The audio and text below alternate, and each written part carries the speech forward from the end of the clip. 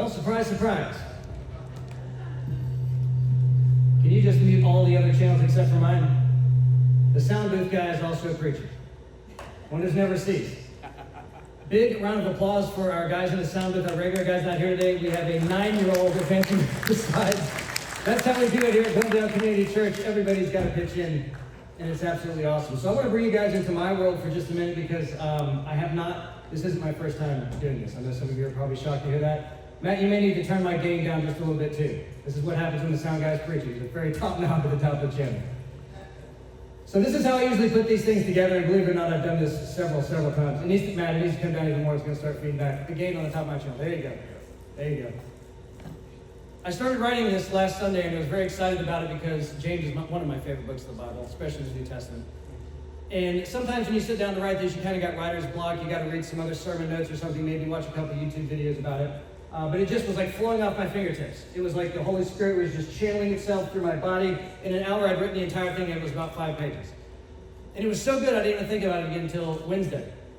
And I look it over again, and I kind of scratch a few things out, add a few things to it. And then what I always do the night before I actually deliver a message or a sermon or whatever it is I'm talking about, I'll actually speak my way entirely through it. I take my phone out and turn on the stopwatch because I want to make sure I'm within the time limits that are set aside for me. So last night at about 10 o'clock, I turn on the stopwatch, talk my way through it, and I think to myself, that feels just about right. And then I hit the stopwatch at the end, 55 minutes and 40 seconds. That's a bit of a problem. So I thought, all right, well, I know how we're going to fix that. I intentionally left my notes at home today, and I figure if I could forget half of everything I wrote down, then what? Well, we write on the money. I'm dead serious. I have nothing up here. It's just my Bible. My brand new Bible I just got this week. I had to get the large print version. I'm entering my midlife crisis. Any of you guys experienced the midlife crisis yet? Oh, yeah. Yeah. Somebody like, midlife? That was like 50 years ago. I don't even remember what the heck happened in my midlife. And all you younger guys, you don't realize it yet, but every single day has been a crisis. It wasn't until I chilled out a little bit that I realized just how much of a crisis my younger life was. And I know some of you guys are going through a crisis right now. I've heard all about it. It's terrible. And you would do anything for that to stop because it becomes distracting and it becomes painful. You start to treat other people bad. You can't focus on your job. You can't focus on any of the things that you used to enjoy in life because all you can think about is the pain from whatever that current crisis is. And the nexus of all of the crises that we have to deal with in life, it's not the event itself. It's not the thing that triggered the crisis, but at the core of every single thing that disrupts our flow of life and happiness and joy and meaning and all those things is the F word.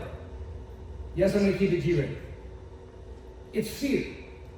Fear is what makes every crisis so absolutely horrible. And if you think about it for a second, you'll know that I'm exactly right about that. So what if I could tell you that in the book of James today, in the first chapter, with 4 little verses, we will be able to eliminate every crisis you've ever had in your life. Is there actually something on that screen? Oh, there is. Okay. I thought maybe someone had stolen my notes and put it back up on the screen in case I needed help. Don't cheat. But what if we could eliminate fear in our lives with 4 little verses from the book of James? 4 verses that I'm sure you've probably read before, but because you didn't look at them the way that we're going to look at them today, you didn't realize the power that they had. If we can digest these 4 verses, you will eliminate fear in your life, whether it's something you're fearing in the future, whether it's something you're fearing right now, or whether it's some of that baggage you've been hauling around for the last 30 or 40 years, replaying that tape over and over and over again in your mind. Well, you can leave that luggage at the airport because the fear in every other crisis you will ever experience in your life is about to end. Do you want to hear more? Amen. Yeah. So let's get into the book of James. And before we do that, I want to talk about James for just a second. We're now in the 3rd week of it. It'll probably carry us into the fall, which is perfectly fine with me because James is such an incredible book. But I want to back up for just a second because I think understanding a little bit of the context in which James was writing these things is vitally important to understand why it was so important to him. What we know about James is that he had some kind of relationship with Jesus. Matt mentioned that the first week and the second week. He could have either been, in Protestant circles, he was most certainly his half-brother, which means he would have been the oldest of Jesus' 4 younger brothers. Him and Jesus would have been very, very close in age. In which case they would have spent a tremendous amount of time together, in which case it seems absolutely improbable and crazy to me that James would have been a what? Doubter for so long. He was closest in age of any of the siblings to Jesus, and he was a doubter for this long. I think the Catholics might be more right about this. Because the Catholics say he absolutely was not a half-brother, because it's not that she was the Virgin Mary, she what? is the Virgin Mary.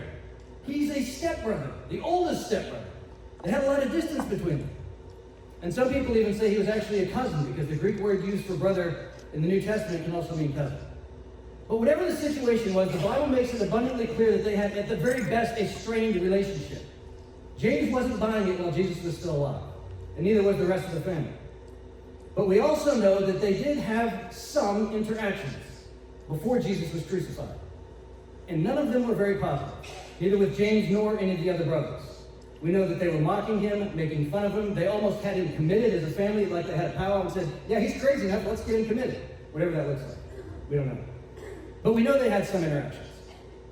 They probably didn't spend every waking hour together. Again, I think James was probably a significantly older brother of Jesus, which makes a little bit more sense about why he might not have believed. But we know they were together. And so before we get into the verses today, I want to try to bring you back into that world as we imagine together a scenario of Jesus and James walking and talking together. And I know some of you guys are thinking like, oh, be careful, Nick. This might not be in the Bible. How many of you guys like The Chosen? No one's ever heard of The Chosen. Okay. There's this show out that's like the greatest show ever made, according to some people. That's all they do is take liberties with the Bible story. So we're going to do that just a little bit here. If it works for them and they haven't been damned to hell, I'm going to take my chances. So imagine James and Jesus. They've gotten together for the Passover meal because, like we have family gatherings, and even if the family doesn't get along that great, everybody just comes and gets together, right? So let's say they're getting together for Passover. And James and Jesus are going to go take a walk down by the Sea of Galilee. They're watching the sunset, and Jesus looks out on the sea and he says, James, you see that boat out there? That's my friend Peter's boat. The guy's crazy. Been a fisherman his whole life, he can't catch anything. And James is like, yeah, I know some guys like that. And Jesus says, listen, James, I got to talk to you for a minute, man. I got to tell you something. And he's like, what's up? And Jesus says, I know what you've been saying about me. I mean, you said it to my face, I can't even imagine what you're saying behind my back. I know you don't believe me. I know you don't believe in me. And I want you to know that that's okay. And you have to imagine James is like, I didn't need that stuff, man. Jesus is like, no. One, I know you did need it. But two, it's okay. And then I can imagine Jesus saying to James that despite you feeling this way about me, despite you not believing in me, despite you mocking me behind my back constantly, I want you to know that I love you. And Jesus is like, I love you too. And James is like, I love you too. And Jesus is like, no, you don't understand what I mean when I say, I love you. It's not like you telling Dad you love him. It's not like when you tell me you love me. Like, I love you more than anything you could ever possibly love. You can't even begin to imagine. And James is like, weird, but okay. I love you too. And then Jesus says, listen, man, and this conversation, if it would have happened, could have happened several months before the crucifixion actually happened. They think within maybe about 6 months is when the brothers said to Jesus, hey, if you're going to do all these parlor tricks, why don't you head into town? Why are you going to do your small crew here? So let's just imagine that this is within months of Jesus' crucifixion, this conversation that happened. And Jesus says to James, I'm having this conversation with you right now because I want you to remember this conversation. Because I'm going to prove to you that everything that people are saying that I've done is real. And everything that you've heard about me is true. And you're going to see what I mean when I say, I love you. And that you can't possibly begin to understand what that word means when I say it just like this between you and me. I'm going to prove it to everybody. And James is like, well, what are you talking about, dude? I mean, they already think he's crazy. Just bear that in mind. So Jesus goes about, he's out there doing his thing. A few months later, he's turned in to the Jews by his very best friend. The Sanhedrin comes and arrests him, drag him before the Romans, who drag him before Herod, who drag him back before the Romans.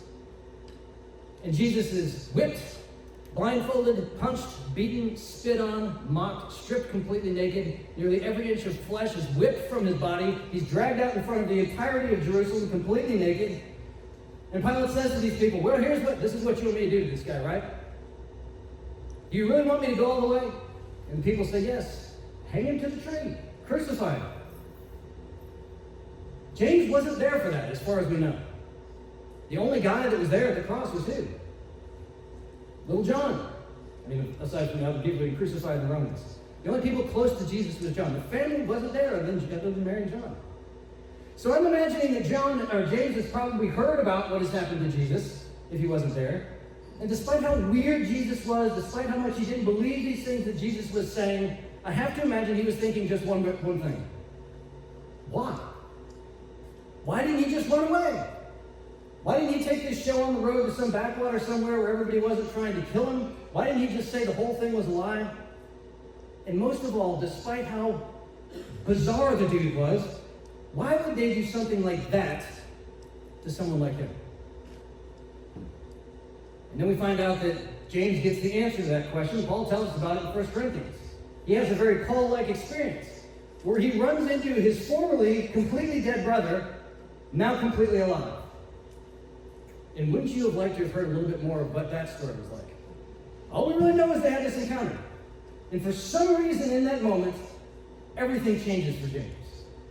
He goes from someone who walked with Jesus his entire life. Now think about this. Of all the authors of the New Testament, at least one of the gospel writers never knew Jesus while he was alive, possibly two of them. Paul never knew Jesus while he was alive. There's only one person in all the New Testament that actually spent time with Jesus while he was alive, a tremendous amount of time. It's James.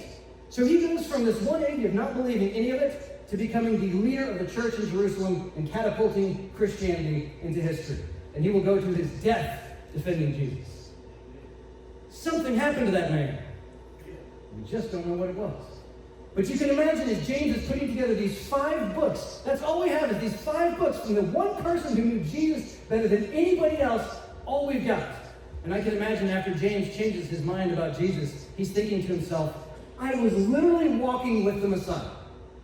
I was walking with the King of the universe, and I was doubting everything he said. I've forgotten half of what he said, and now he's going around the world looking for people, going around Judea anyway, looking for people who are closer to Jesus. And he's like, listen guys, all those things I said about you before, I'm sorry, I didn't mean it. Will you please tell me more about what this guy said? Because I'm writing this little book. This is like a greatest hits. So what we're about to go through right now is some of the most important things that James believed that Jesus said while he was down here on earth.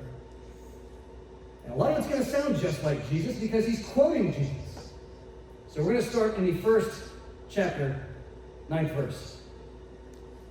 That's what it sounds like when you open the Bible for the first time. Loosen the spine up a little bit. That's what I have to do myself. So remember what we're dealing with here. We're going to eliminate fear in our lives so we can eliminate ever having to deal with a crisis in our lives again.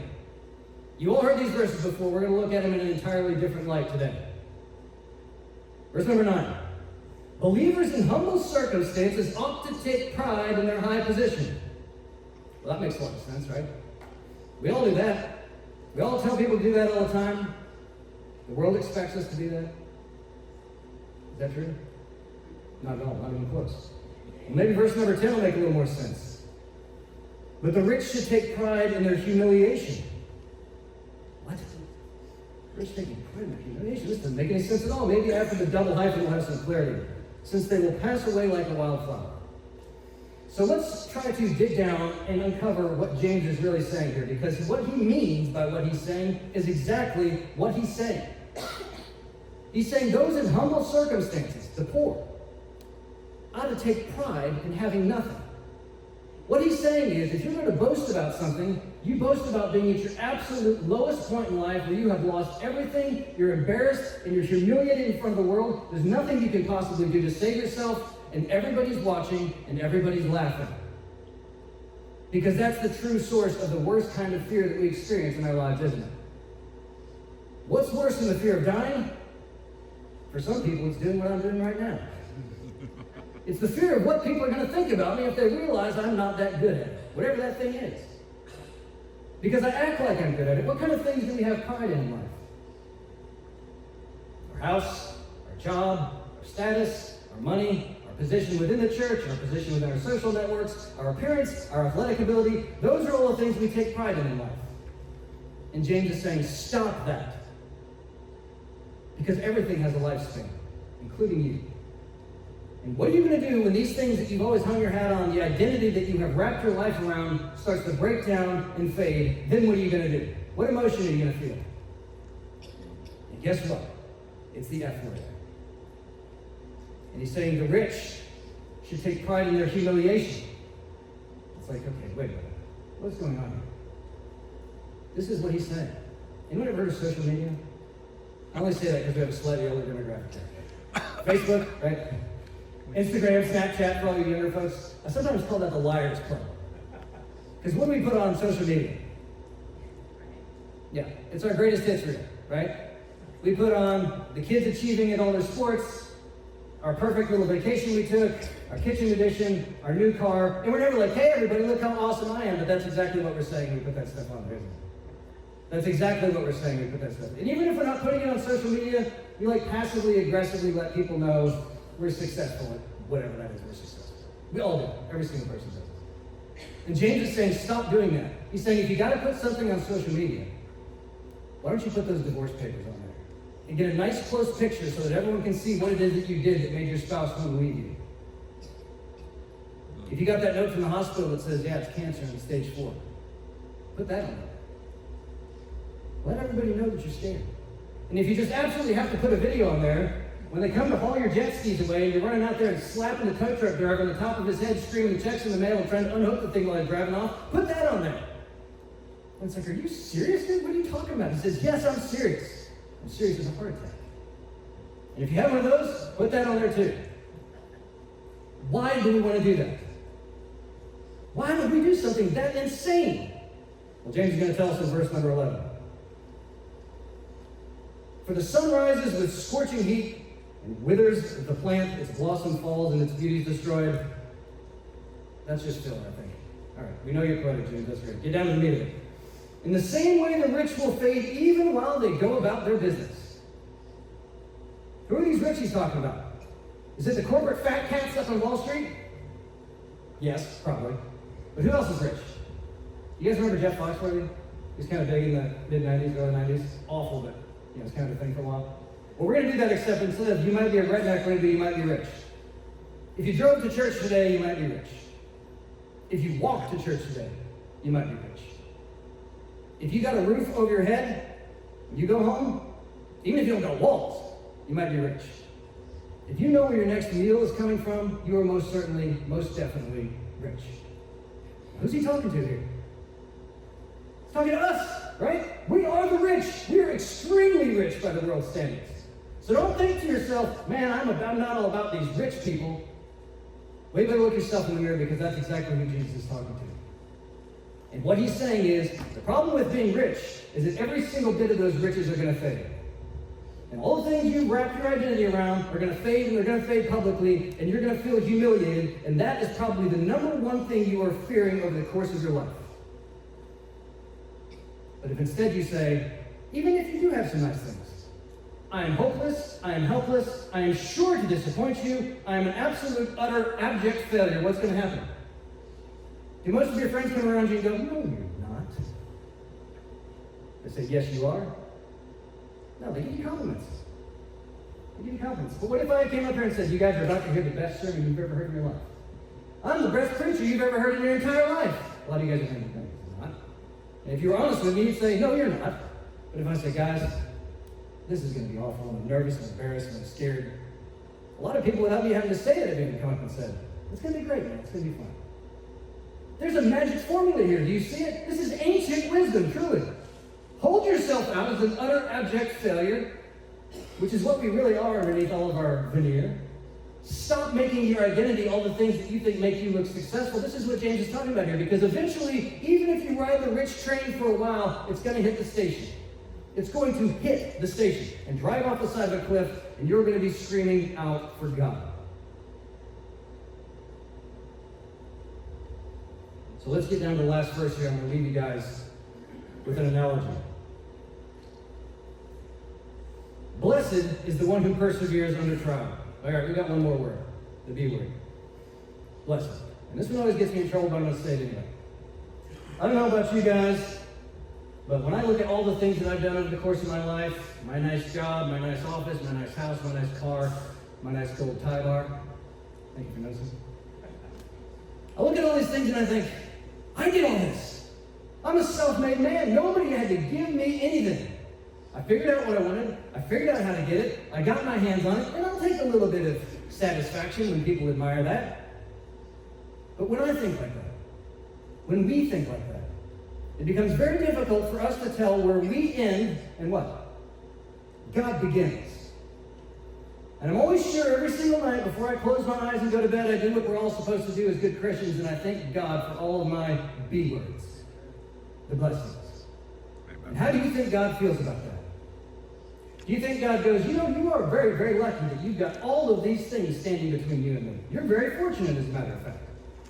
Do you think Jesus looks at all the things that we spent so much time ignoring him and focusing on so that they could die and fade away in this world and goes, that's the kind of life I'm talking about? But what do? We call all of that garbage blessings, and we do it over and over and over again. And what James is saying right here, and I am almost certain he's probably quoting Jesus in this, is he's saying, blessed is the one who perseveres under trial. Because having stood the test, that person will receive the crown of life that the Lord has promised those who love him. And perseverance, guys, isn't just making it to the end of life. That's what we consider perseverance, right? Like, I just survived another day, I made it to the end of the road, I have persevered. Jesus is saying, no. You're blessed when you can persevere and do it without fear. That's the secret to life. Being able to get through it without fear. That's persevering. So as we wrap up today, and this works out perfect, I've forgotten nearly half the things I wanted to say. I'm going to leave you guys with an analogy. And it's going to be somewhat comical and somewhat entertaining, and I mean it to be because I don't want you guys to forget this. I'm going to tell you a story of what my day-to-day existence has been like, and I want you all to tell me if you've experienced something very similar to this. Imagine every day when you go out into the world, it's like walking into the Veterans Marine. Well, they had one, you could call it the arena downtown. Who all's been there to see a concert or a show or whatever? Basketball, hockey, indoor football.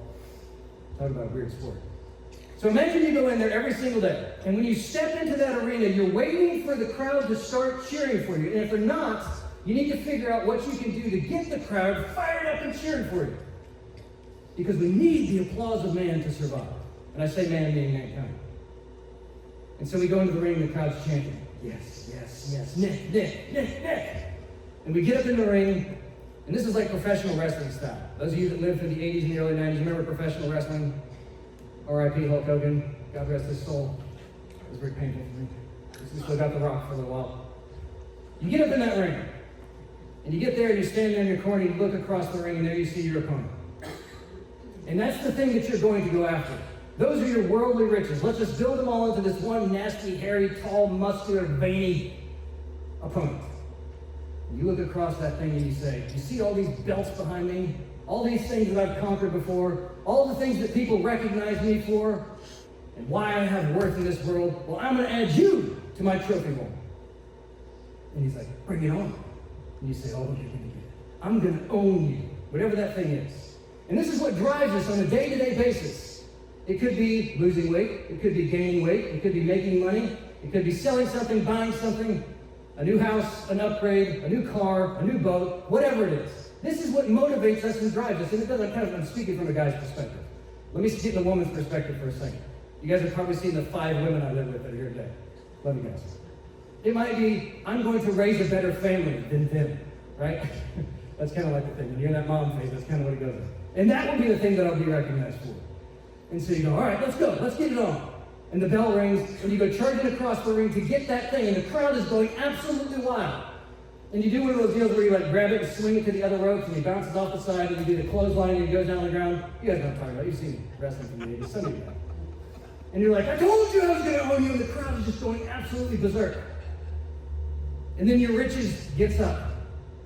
And they do that deal where they grab you on the top of the head, you know, where they kind of like come together in the middle, and they freeze for a second like that. And you're kind of just going back and forth. And then all of a sudden you realize that your riches, you can't move them anymore. That thing you were after, you can't even budget. It's not moving. And you start to think, maybe I won't get this thing. And the crowd starts to go quiet. And you start thinking, they're all going to watch me fail. They were cheering for me because they knew, like I knew, that I was going to dominate this thing and I was going to become rich and whatever that thing was that I was after. And so you're locked in this thing and you realize now you're paralyzed and you can't move at all. And you look down under his nasty, sweaty hair and his little rainbow tassels he's got stitched onto his spandex shirt. And he's got one of those name tags. And it says, hello, my name is Fear. And you go, oh my gosh. He's like, that's right. Now I own you. And he gives you a shot in the ribs, and out goes your mortgage flying across the arena. And he knees you in the groin. And there goes that perfect picture of your family. And he does your eye rake, and your driver's license falls down under the mat. And then he puts you in his signature move, wraps his arm around your throat, drops to the mat, choking you out, and you're looking through sweat-stained eyes, just knowing the whole world is about to see you fail. And you see this guy sitting in your corner, wearing a robe, and he's got a beard and glasses like these, because he loves the 1960s. He's got a little Sudoku book he's kind of filling out as he's leaning against the turnbuckle, and you say, Jesus? And he twists his glasses and he says, excuse me? And you say, Jesus? He's like, yes, can I help you? And you say, can you help me? I'm losing everything. I'm about to be humiliated in front of the whole world. And he takes his glasses off, which I can't do, I won't be able to see you all. Where did we go? And he says, can I help you? I exist for this very moment. And you were born for this very moment. Didn't you understand that?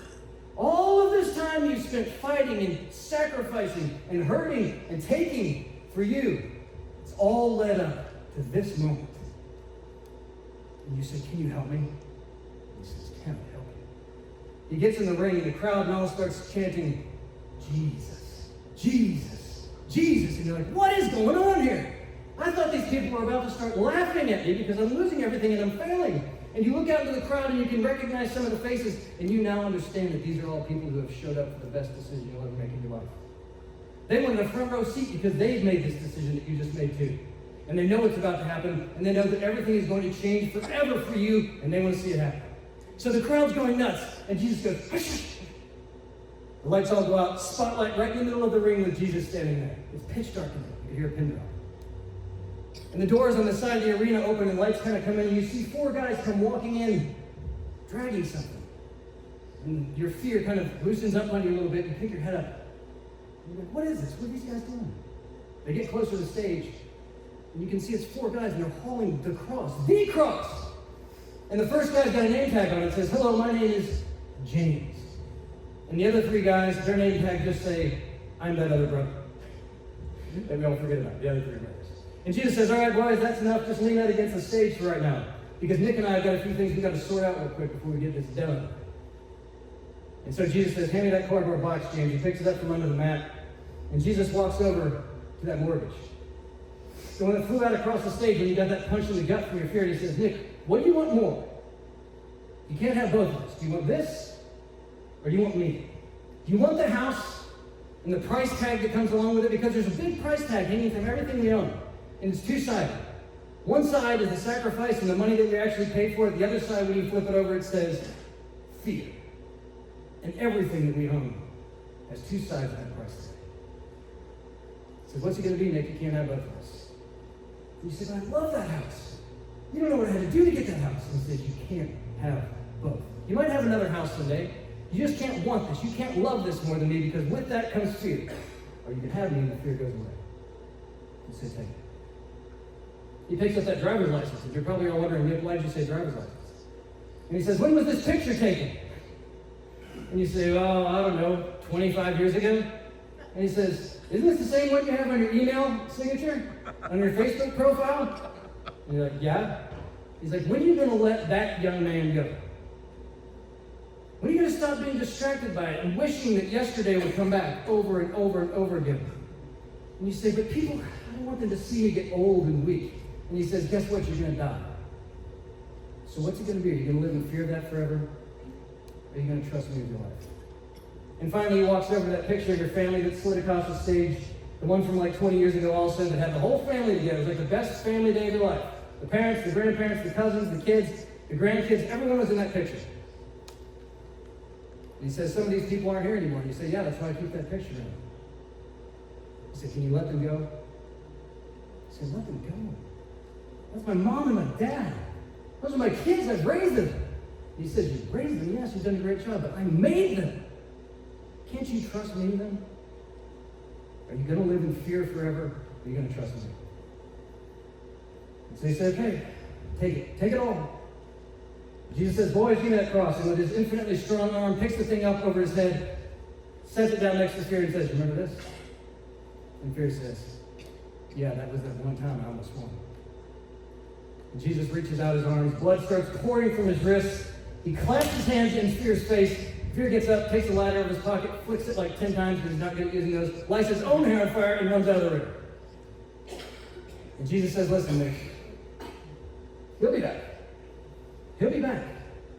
But if you remember that cross, and you remember what I did on that cross, and you remember how much I love you, you will never be afraid again. He'll lurk around the edges sometimes. You'll see him in the darkness. But you made the right choice today. Amen. Your life is going to change forever. Guys, any of us can make that choice anytime we want. We can make the choice to continue to live in fear. We can make the choice to continue to chase the riches of this world. And the riches look like your mom, your dad, your car, your kids. All the things that Satan tells us are the great things to pour ourselves into at the exclusion of Jesus. Jesus comes first for everything. If you want to be changed forever and never have fear again, never have another crisis again in your life, you need to make the decision that it can only be for Jesus.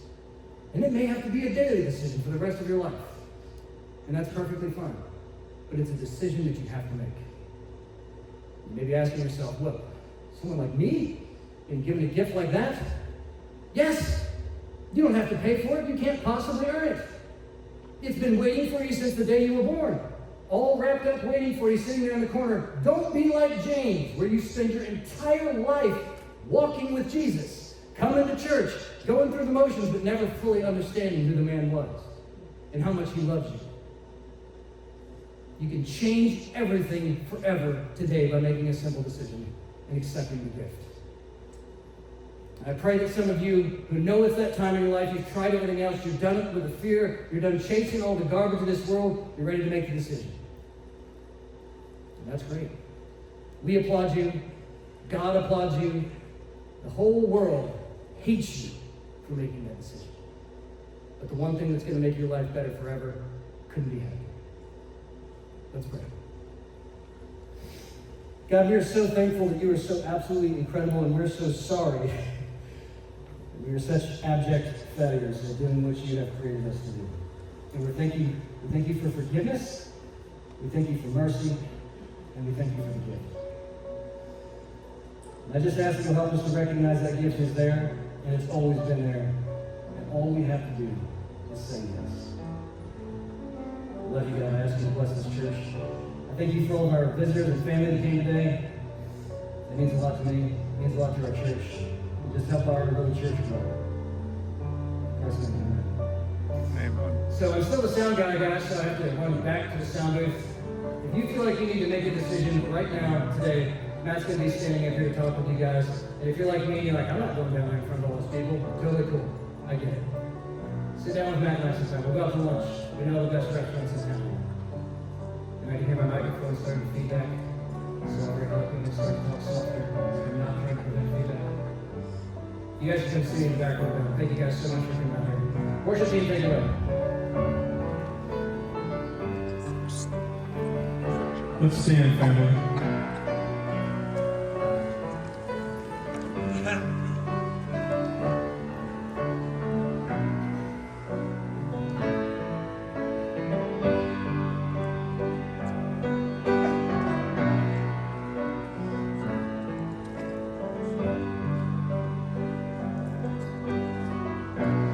Before I spoke a word, you were singing over me.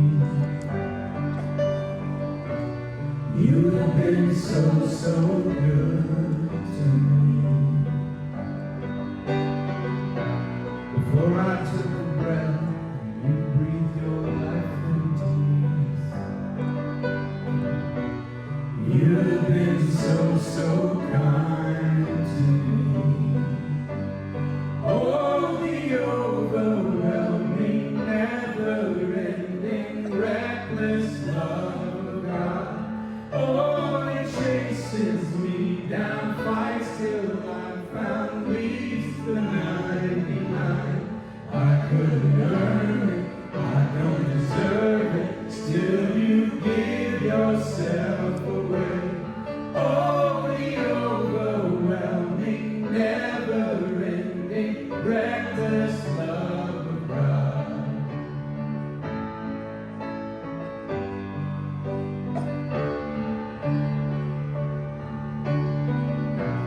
When I was your foe, still your love fought for me. You have been so, so